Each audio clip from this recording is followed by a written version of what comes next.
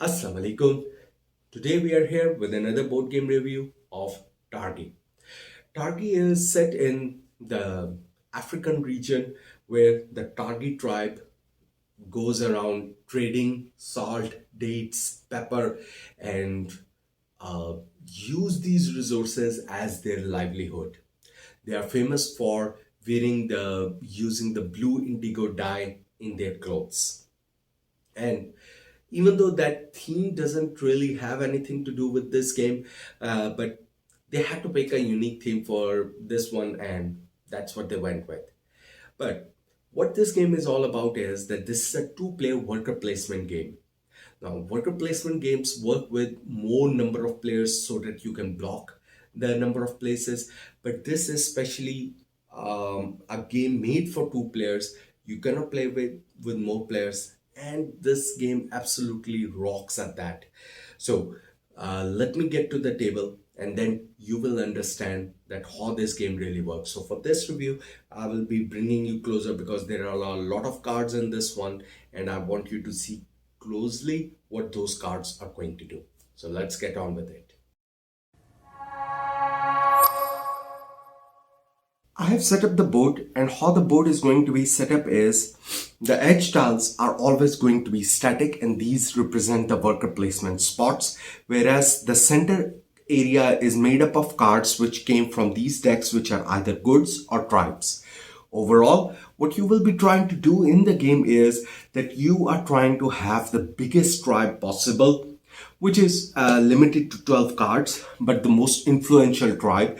You will be trying to handpick the most useful to you tribe members, and how do you attract these tribe members is by paying them the goods that they want. And that's why the worker placement works, that you will be placing them to collect the goods that you want, then using those goods attracting the tribe members to your tableau. And that's what the game is going to be in a gist. Now, how that game actually works is the fun part of the game. The outer edges, as I was mentioning, is a fixed element. It will always be set up in the same way. Do remember that these are double-sided. So in case you want to understand that what does this card actually do, there is one side has just a bigger piece of artwork. So for example, dates here, whereas the opposite side has a smaller artwork as well as the text written on it. So whichever side is easy for you, you can leave that side on top. Whereas the central cards are made up of these goods, and as they will deplete, we will refill them from these decks over here. Once we make more tableaus, each player will be making their own tableau in front of them. The common resources that we will be playing with in this game are going to be dates, pepper, salt, victory points, and gold coins. You will be having combination of these and trying to actually play the game with them. Now let's go through a round to understand how the game actually works and what are you trying to do, because that's where the unique mechanism of this game is going to come in. So each player is going to have its own Targi figures. I'm, for example, playing with blue, and this player is playing with white Targi figures. First thing you will be doing is that you can place these Targi figures on any of the available empty spots, except any row or column where another player has already placed their character directly in front of you. And also, one thing you have to note is that there is also going to be a gray robber figure. So if a robber figure is there, it acts just like any other human player for most of the time, and it blocks one of the rows or the columns. So for example, in the starting, if this robber was here, then this this column has been blocked for me, so I cannot place my worker here. This complete column is now under robbers influence, protection, whatever you want to call it.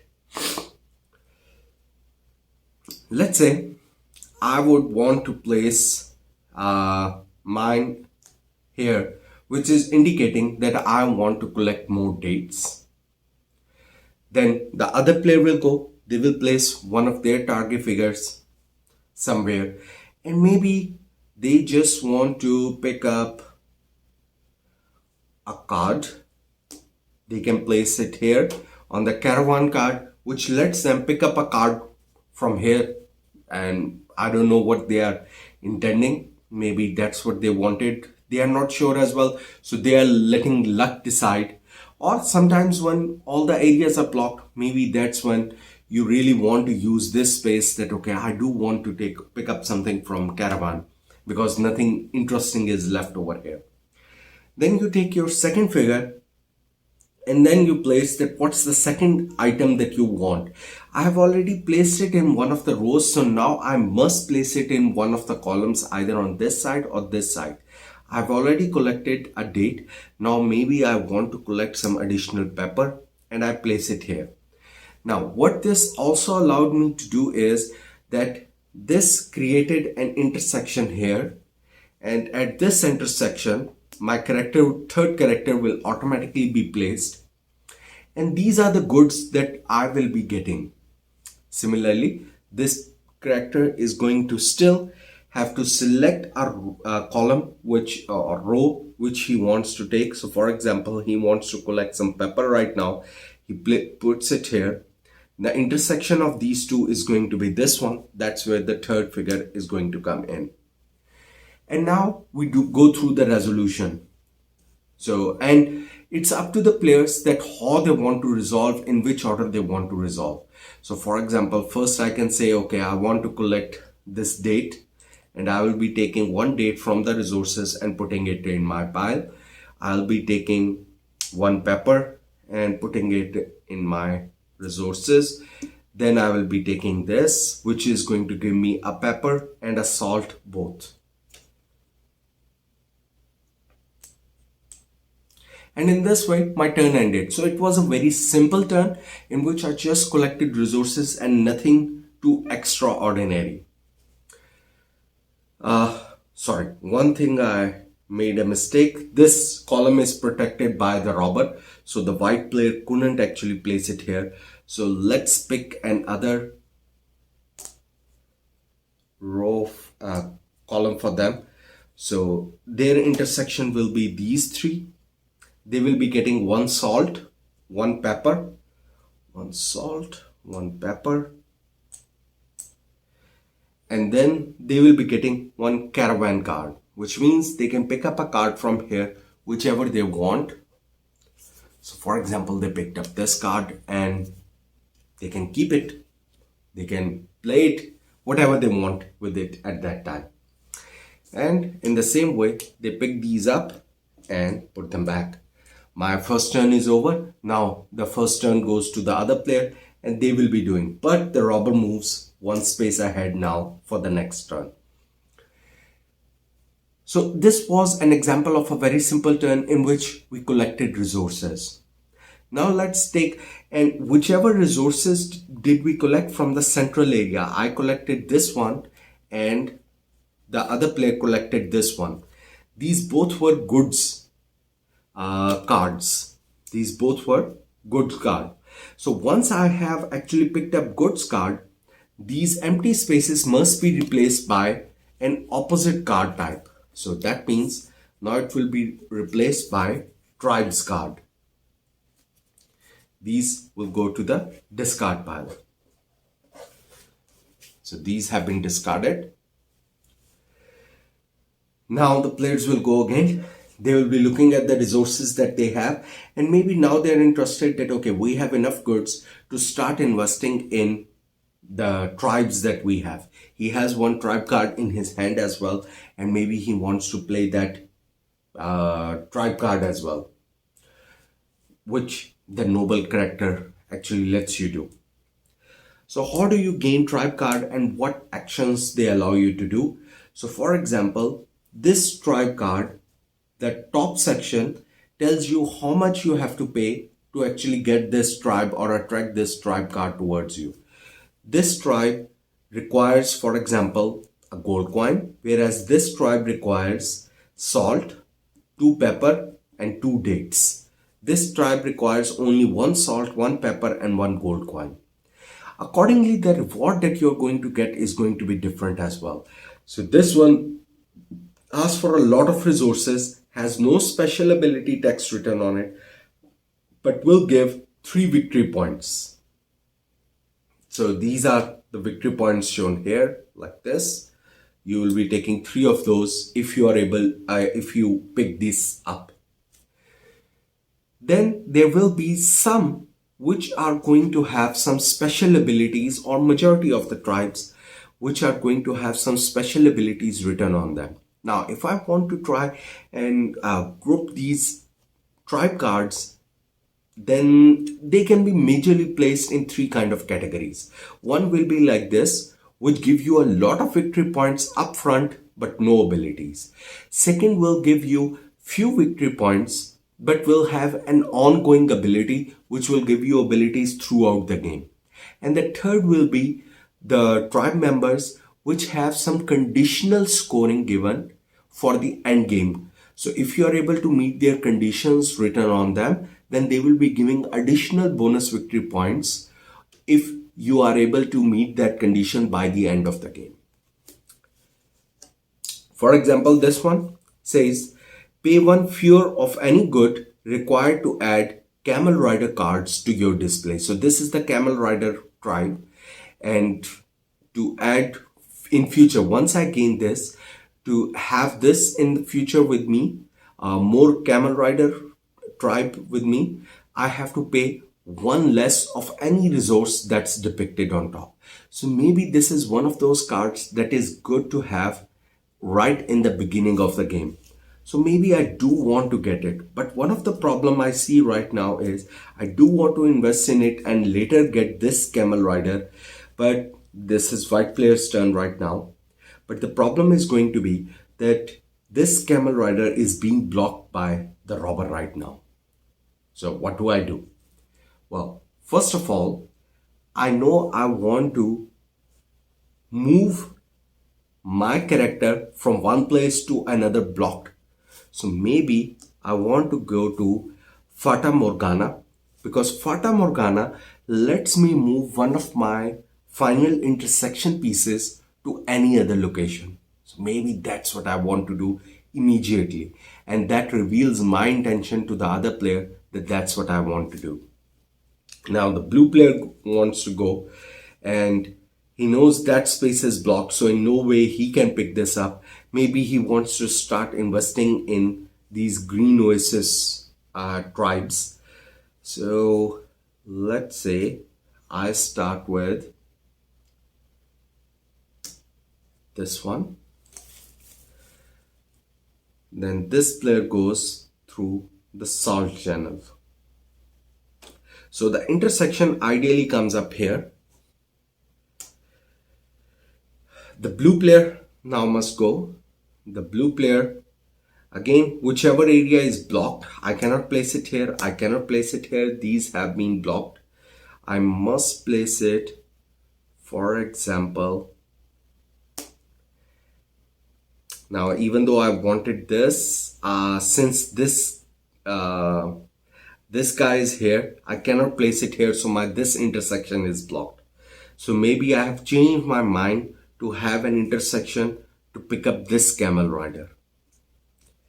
So this lets me pick up this camel rider.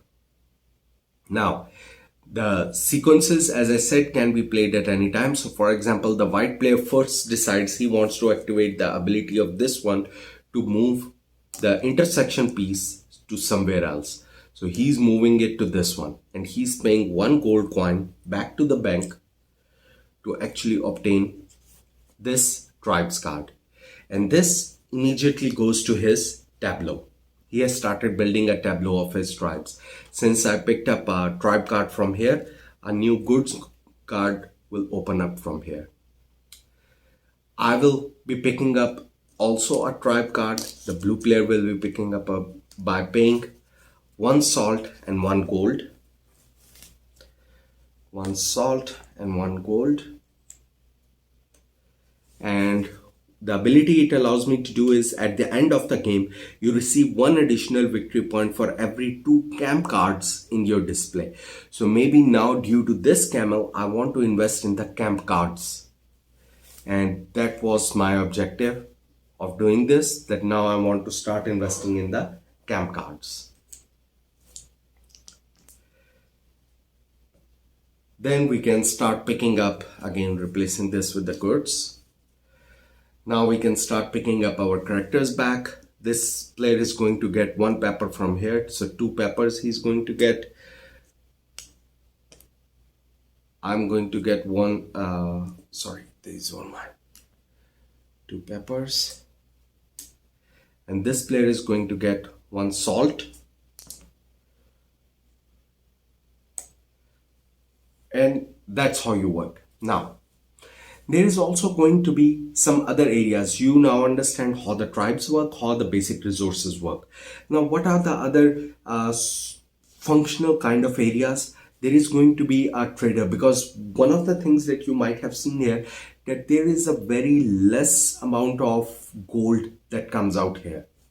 So that's why the trader is important. Once you have a lot of resources, you can pay 3 resources of a kind to actually get 1 gold. And I have collected a lot of resources, and there is a resource cap as well. So that's why maybe it's important that next time I do go to the trader and try to give him 3 resources and get a gold coin from him. Or I can pay him 2 resources to get a resource of my choice. Then there is also going to be the silversmith, who is going to make these victory points for us. So for each 2 resources, he gives 1 victory points. For a gold coin, he gives 2 silver. For 4 goods, he gives 3 silver.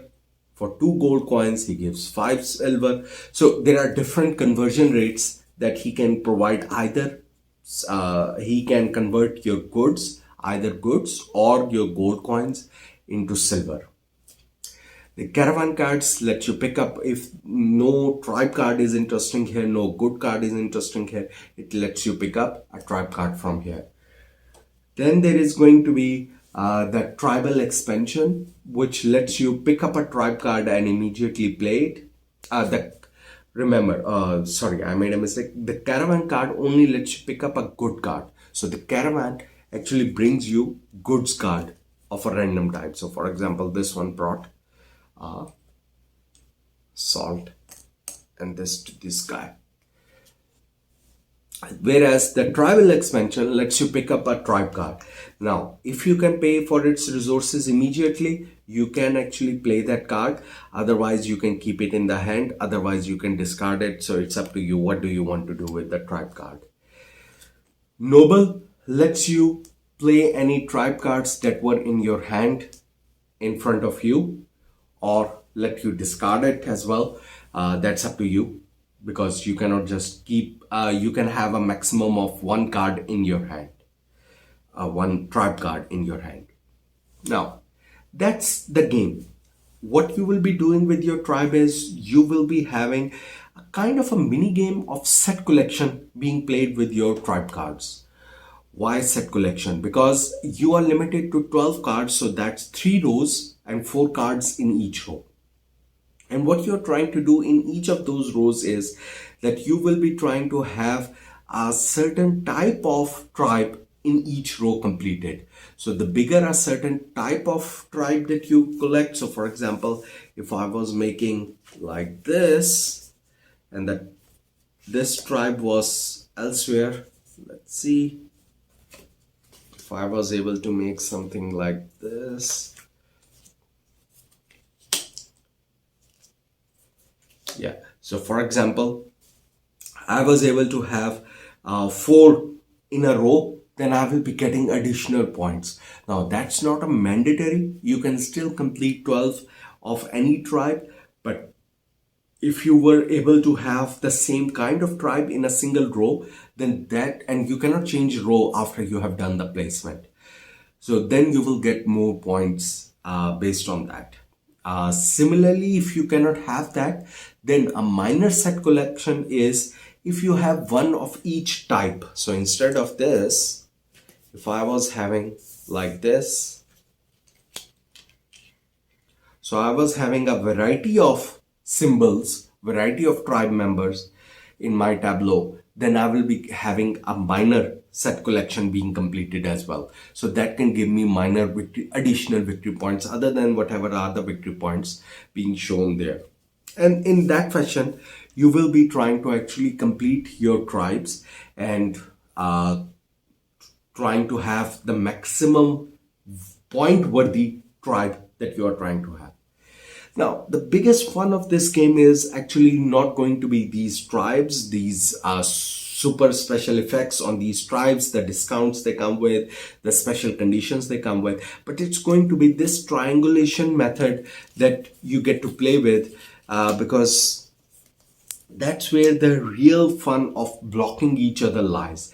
You really want to go somewhere and someone else just place it there, because once you have placed, even with just two workers, once you have placed these workers around, the locations that are left over are actually very limited. So if I had placed, it's really for me, for example, other than this column, I have no other place left. So it becomes really important that which place, who goes first, and which places is going to be blocked. So you will be thinking that, okay, what are the places that my opponent needs? Should I try to complete my objective right now? Or this is the location. He has too many resources. He needs to go to the trader. Should I go and block the trader myself? I may have some use for trader, but I can benefit from him. But more than that, I will block the trader from use from the other player. And blocking is not just by going there. I can go to the opposite space as well and block the trader in that way as well. So there are, the blocking is the game of name of this game. You can block the other players a lot in this one. Plus this triangulation method that, okay, place two characters and wherever they intersect on the grid, you get that third resource. That's super fun as well. Then this robber is going to be a pesky thing as well, because at four corners of this, whenever the raider or robber reaches these locations, he's going to perform a raid, and at that point he's going to actually steal things from you, and you know he's coming. So you need to have these things readily available. So for example, it says you need to give him a resource or a victory point.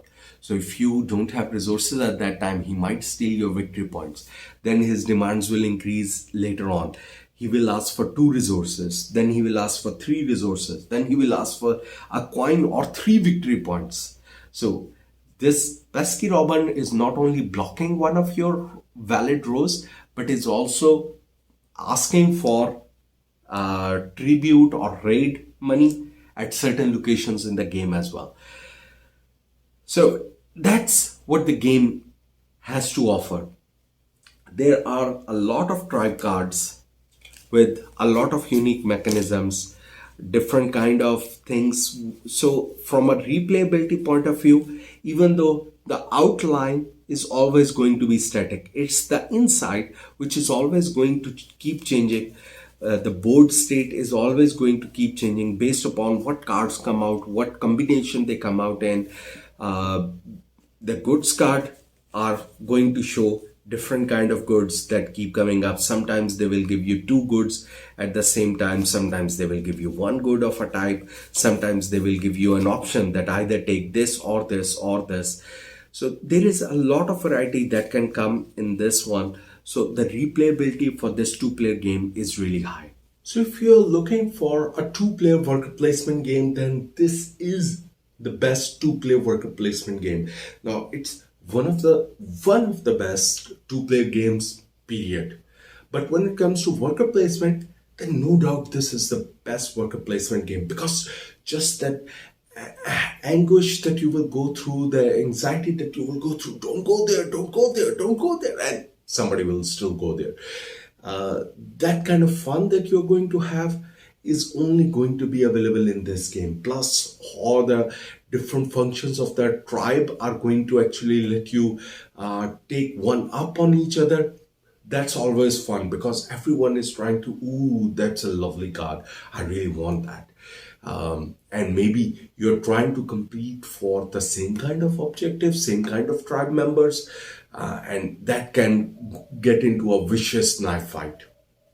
So if you're looking for, and from knife fight, this game is the definition of knife fight in a booth, because this booth is really, really, really small.